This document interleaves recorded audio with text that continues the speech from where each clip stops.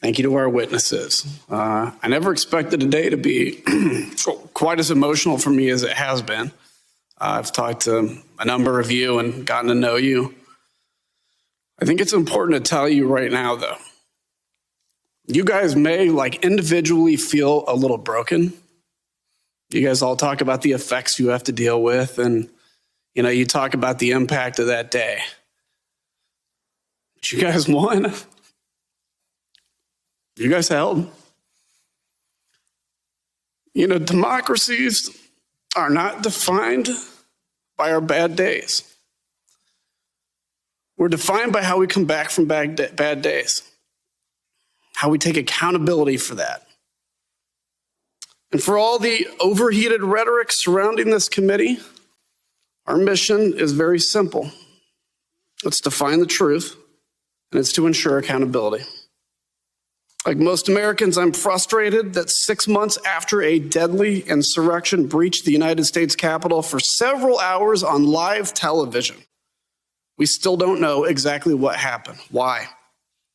Because many in my party have treated this as just another partisan fight. It's toxic, and it's a disservice to the officers and their families, to the staff and the employees on the Capitol complex, to the American people who deserve the truth, and to those generations before us who went to war to defend self-governance, because self-governance is at stake. And it's why I agreed to serve on this committee. I want to know what happened that day, but more importantly, I want all Americans to be able to trust the work this committee does and get the facts out there free of conspiracy. This cannot continue to be a partisan fight. I'm a Republican, I'm a conservative. But in order to heal from the damage caused that day, we need to call out the facts. It's time to stop the outrage and the conspiracies that fuel the violence and division in this country. And most importantly, we need to reject those that promote it. As a country, it's time to learn from our past mistakes, rebuild stronger so this never happens again, and then we can move onward. And serving on this committee, I'm here to investigate January 6th, not in spite of my membership in the Republican Party, but because of it.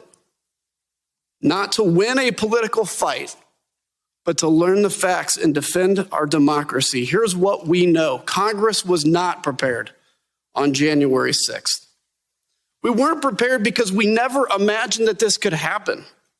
An attack by our own people, fostered and encouraged by those granted power through the very system they sought to overturn.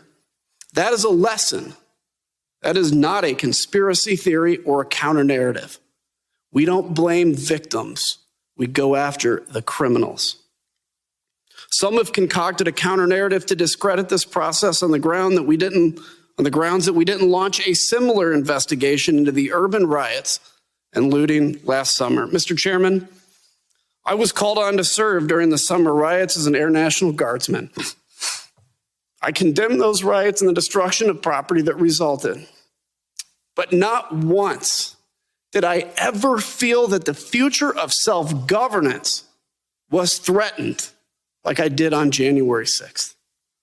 There is a difference between breaking the law and rejecting the rule of law, between a crime, even grave crimes, and a coup.